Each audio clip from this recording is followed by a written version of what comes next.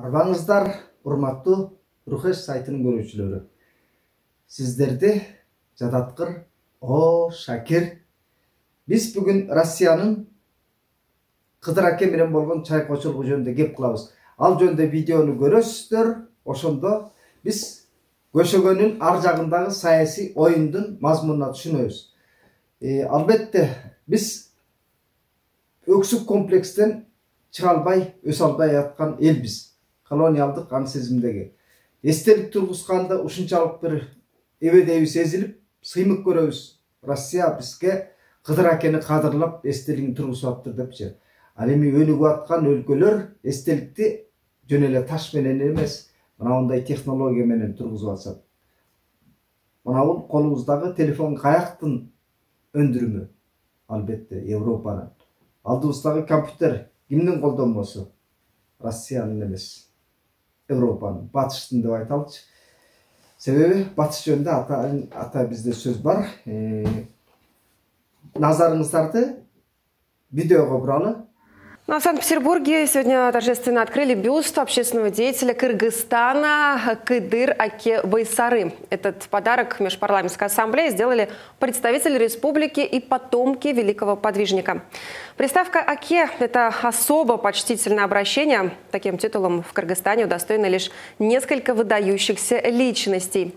Кыдыр Байсары был депутатом Государственной Думы и членом Сената Царской России. И даже был приглашен в Петербург на торжественное празднование 300-летия дома Романовых.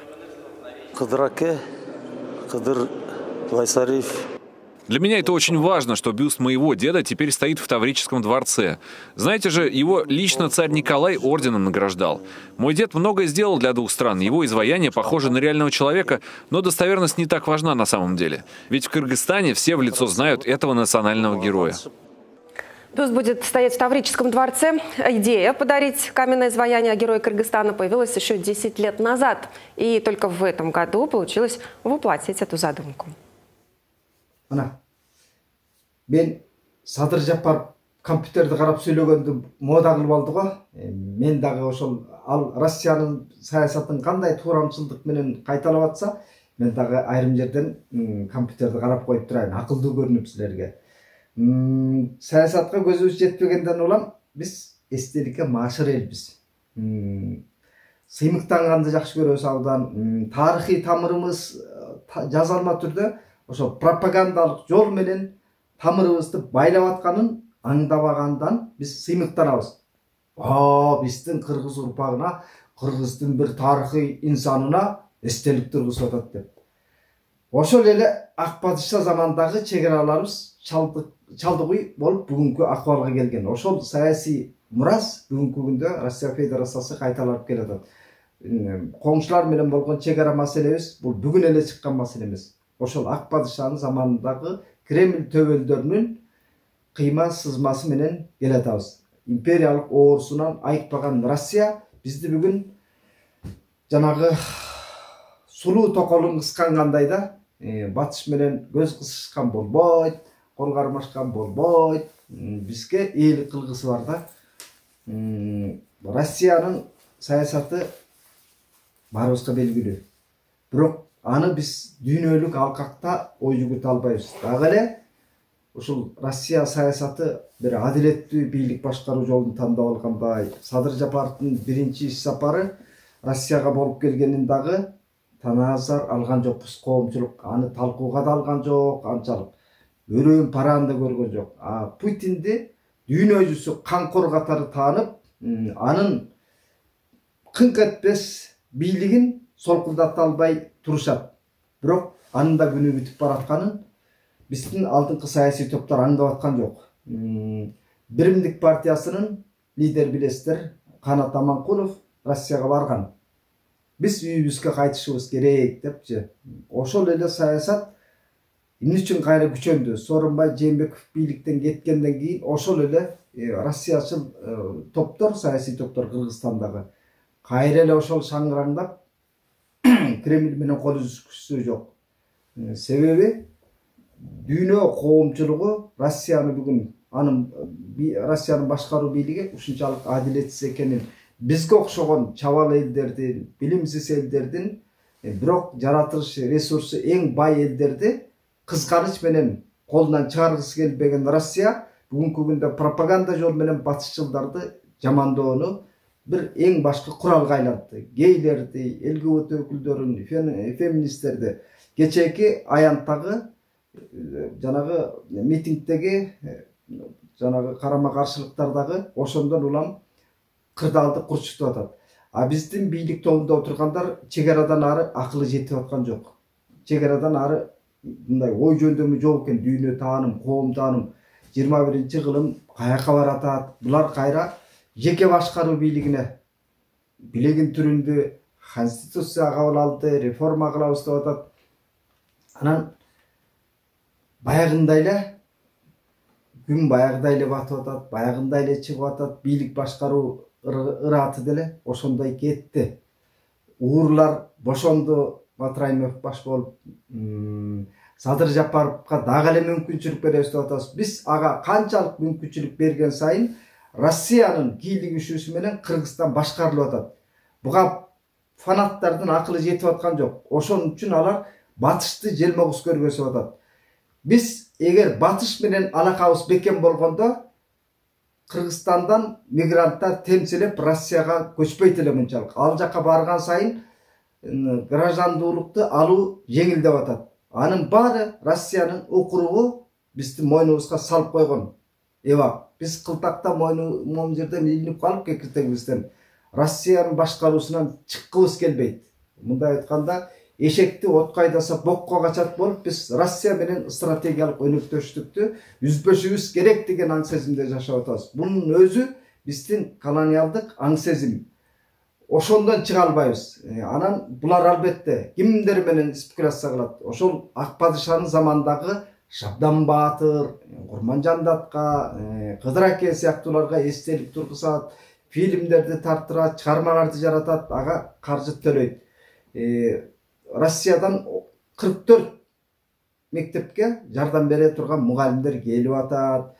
Ошо менен биз кедергибизден кетип кайра артка кетип атабыз. Россиянын берген жардамына кудуңдап кубанып атабыз. Булар бизге гуманитардык жардам берип атат деп. Жок, мунун баары биздин моюнга салынган кылтак.